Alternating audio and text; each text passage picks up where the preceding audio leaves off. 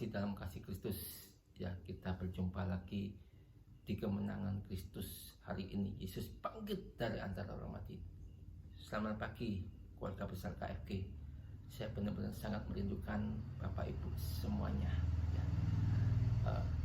Saya akan menyampaikan untuk memahami lebih lanjut ya dari hari Jumat Paskah, hari Jumat Agung kemarin mengatakan kenapa dimakan dalam rumah. Ya, kita baca kembali dalam Keluaran 12 ayat yang 46. Ya, saya bacakan kembali. Paskah itu harus dimakan dalam satu rumah juga. Tidak boleh kau bawa sedikit pun dari dagingnya itu keluar rumah. Satu tulang pun tidak boleh kau patahkan. Apa artinya tidak boleh dipatahkan? Apa artinya harus dimakan dalam satu rumah? Nah, ketika Yesus bangkit dari antara orang mati, ya, ada satu peristiwa, ya, yaitu peristiwa tentang mereka berkata, semuanya murid-muridnya nggak tahu apa yang diperbuat. Nah, akhirnya mereka kembali kepada habitat yang lama, kembali kepada kebiasaan yang lama, kembali kepada pekerjaan yang lama, yaitu kembali kepada ketakutan, kekhawatiran, kembali kepada pergumulan-pergumulan hidup. Nah, saat-saat ini banyak kita diperhadapkan sebagai anak Tuhan.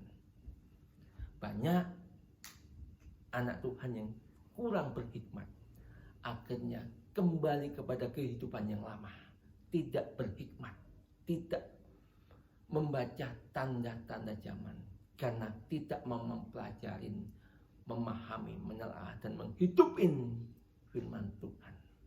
Firman Tuhan, kita datang minggu dengar firman Tuhan, hanya mendengar, hanya karena aku orang Kristen, datang ke gereja, ibadah, mendengarkan firman Tuhan, ya kurang lebih 2 jam selesai, dadah, kembali ke rumah masing-masing, kembali kepada kehidupan setiap saat. Nah, akhirnya tidak bisa menghidupi firman Tuhan pada apa yang Tuhan inginkan. Mari kita melihat, ya, setelah Yesus bangkit, apa yang terjadi kepada murid-muridnya dan apa yang Tuhan Yesus mau.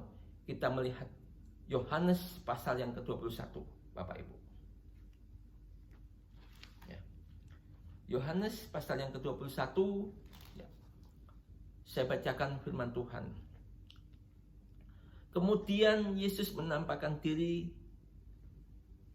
dirinya lagi kepada murid-muridnya di pantai Danau Tiberias, dan ia menampakkan dirinya sebagaimana berikutnya. Di pantai itu berkumpul Simon Petrus, Thomas yang disebut Didimus, Nathanael dari Kana yang di Galilea, anak-anak Zebedius, dan 2 orang muridnya yang lain. Katanya Simon Petrus kepada mereka, aku pergi menangkap ikan. Nah, Petrus berkata, aku pergi menangkap ikan. Kata mereka kepadanya, kami pergi juga dengan engkau. Mereka berangkat lalu naik perahu, tetapi malam itu mereka tidak menangkap apa-apa. Ketika hari mulai siang, Yesus berdiri di pantai, akan tetapi murid-muridnya tidak tahu bahwa itu adalah Yesus. Kata Yesus kepada mereka, hai anak-anak, adakah kamu mempunyai lauk pauk? Jawab mereka, tidak. Maka kata Yesus kepada mereka, tebarkanlah jalamu ke sebelah kanan perahu, maka akan kamu peroleh. Lalu mereka menebarkan dan mereka tidak dapat menarik karena banyaknya ikan. Maka murid yang dikasih Yesus itu berkata kepada Petrus, itu Tuhan. Ketika Petrus mendengar bahwa itu adalah Tuhan, maka ia mengenakan pakaiannya, sebab ia tidak mengenakan pakaian, lalu terjun ke dalam danau. Murid-muridnya lain datang dengan perahu karena mereka tidak jauh dari darat, hanya kira-kira 200 hastah saja. Dan mereka menghelah jala yang penuh ikan itu. Ketika mereka tiba di darat, mereka melihat api arang di atas ikan dan roti. Kata Yesus kepada mereka, bawalah beberapa ikan yang baru kamu tangkap. Simon Petrus naik ke perahu lalu menghela jala itu ke darat, penuh dengan ikan-ikan besar, 153 ekor banyaknya. Dan sesungguhnya banyaknya itu jala itu tidak koyak. Kata Yesus kepada mereka, marilah sarapanlah. Tidak ada di antara murid-muridnya itu yang berani bertanya kepadanya, siapakah engkau? Sebab mereka tahu bahwa ia adalah Tuhan. Yesus maju ke depan, mengambil roti dan memberikannya kepada mereka. Demikian juga ikan itu. Itulah ketiga kalinya Yesus menampakkan dirinya kepada murid-muridnya sesudah ia bangkit dari antara orang mati. Nah, ini Bapak Ibu yang dimaksud Tuhan. Nah, ketika Yesus masa Jumat Agung sampai Paskah, itu ada masa keheningan. Disebut kemarin adalah Sabtu Hening. Di dalam keheningan ini Yesus turun ke dalam kerajaan maut, mengambil kunci kehidupan. Sekali lagi saya berkata, mengambil kunci kehidupan. Nah, kemudian hari Minggu bangkit dari antara orang mati. Bapak Ibu, ketika di dalam keheningan banyak orang tidak tahu harus berbuat apa. Seperti sekarang ini banyak orang disuruh tinggal dalam rumah. Nah, banyak orang kehilangan pekerjaan. Banyak orang yang juga di PHK dan mereka bingung. Termasuk orang-orang Kristen bingung, tidak bersandar kepada Yesus, mulai berusaha dengan kekuatannya sendiri. Nah, ketika mulai berusaha dengan kekuatan sendiri, sama seperti Petrus dan murid-muridnya, mereka berusaha dengan kekuatannya sendiri. Nah, mereka bekerja. Apakah salah bekerja? Tidak. Berusaha. Apakah salah berusaha? Tidak. Tapi ketika orang berusaha mengandalkan kekuatannya sendiri, mengandalkan kepisahannya sendiri, mengandalkan pengalamannya sendiri seperti yang sudah-sudah, hasilnya nol, kosong, tidak menangkap apa-apa, tidak mendapatkan apa-apa, tidak mendapatkan hasil apa-apa, kosong, Bapak Ibu. Nah, padahal di sini Tuhan bangkit sebagai Jehovah Jireh. Dia Allah yang penyedia. Maka itu dia berkata kepada murid-muridnya, adakah engkau anak-anak? Yesus menyebut kita anak-anak. Hai anak-anak, adakah engkau mempunyai lauk pauk? Ingat, Tuhan ingin kita bersikap sebagai anak. Sifat anak, sikap anak. Bukan sebagai sikap orang dewasa. Sikap orang yang merasa mampu. Sikap orang yang merasa bisa. Sikap orang yang tahu apa yang dikerjakan. Kalau Bapak Ibu bertindak seperti itu, hasilnya akan nol. Kosong, sama seperti Petrus dan teman-temannya, Bapak Ibu.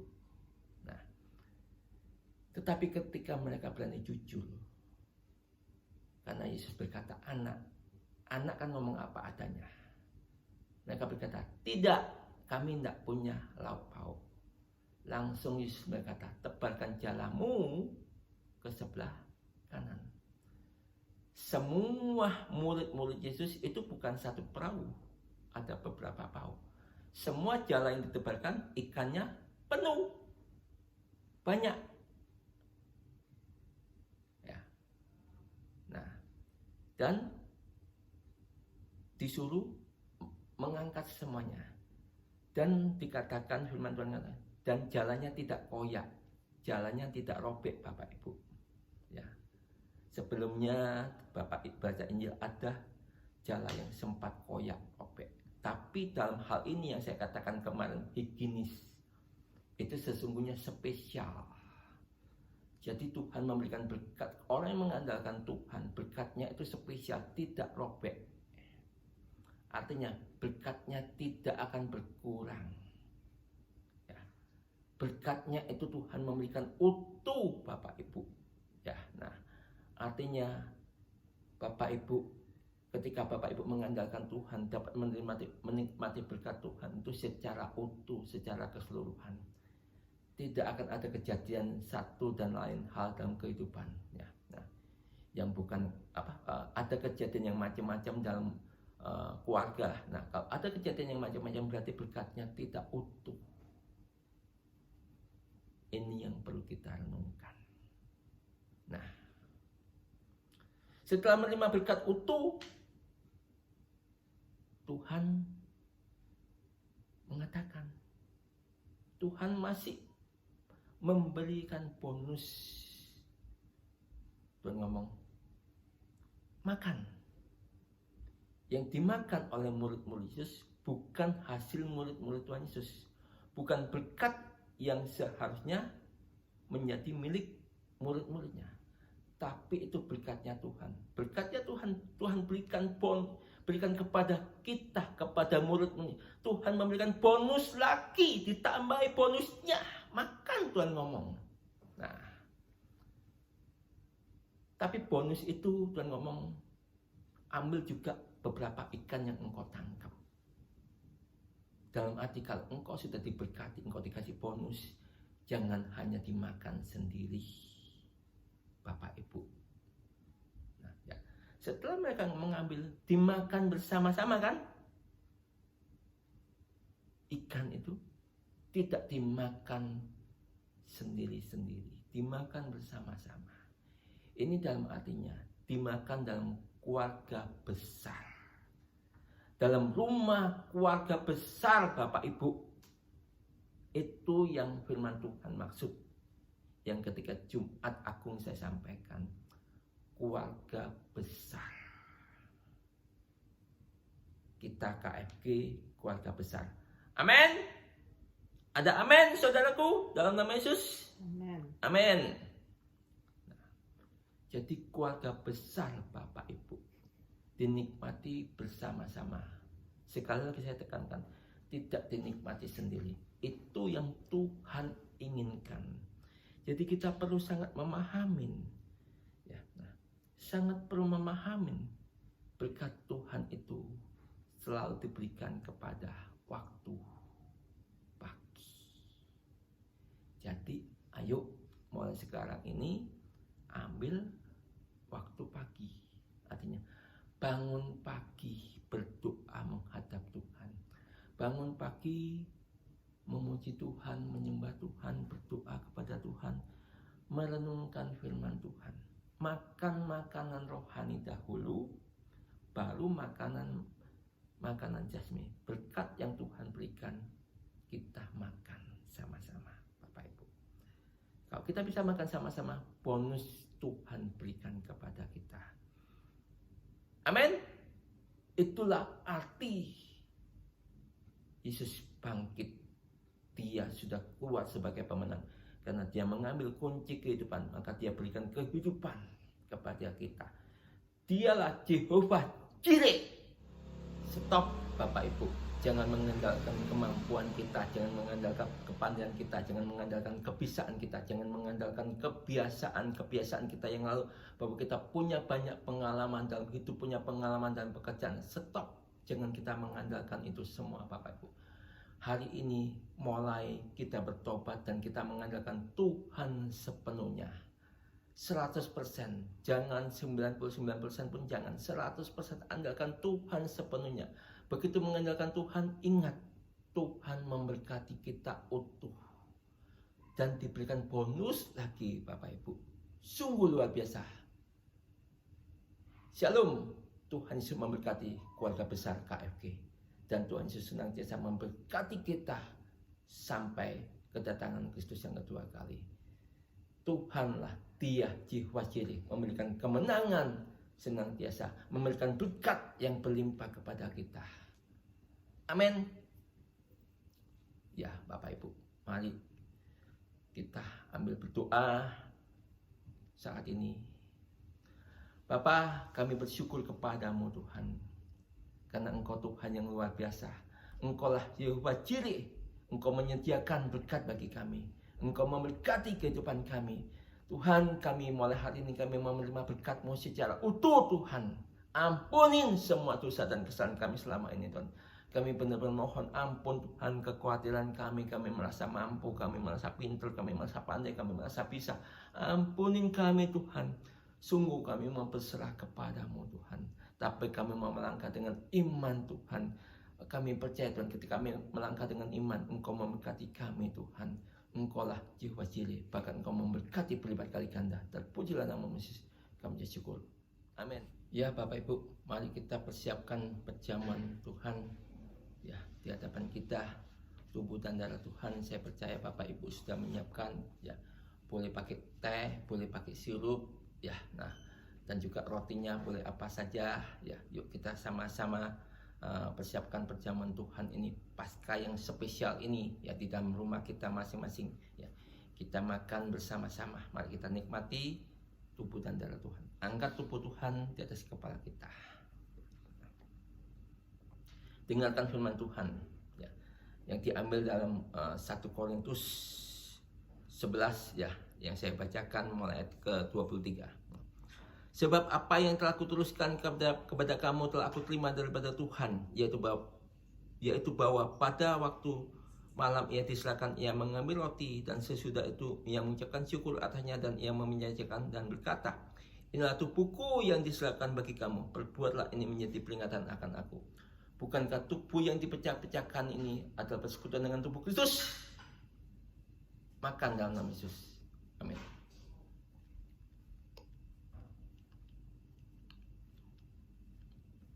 Makasih Tuhan buat tubuh-Mu Bapa.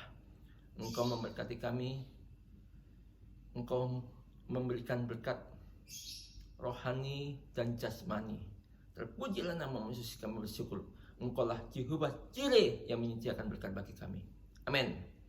Mari kita angkat darah Tuhan di atas kepala kita. Dan demikian firman Tuhan. Demikian juga ia sesudah makan dan mengambil cawan, lalu berkata, cawan ini adalah perjanjian baru yang dimeteraikan oleh darahku.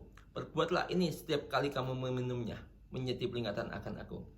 Bukankah cawan ucapan syukur ini adalah persekutuan dengan darah Yesus? Minum dalam nama Yesus.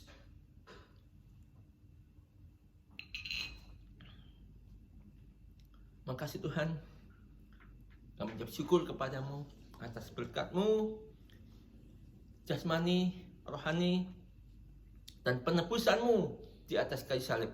Dengan darah-Mu, Engkau menebus dosa kami. Engkau menebus semua kesalahan kami. Sekarang kami menjadi ciptaan yang baru. Tubuh yang diperbarui. Dan tidak ada sakit penyakit apapun yang dapat menjamah kami. Karena Tuhanlah perlindungan kami. Tuhanlah penopang kami. Terpujilah nama Yesus, kami syukur. Haleluya. Amin. Tuhan Yesus memberkati buat keluarga besar KFG. Shalom. Tuhan Yesus memberkati. Amin.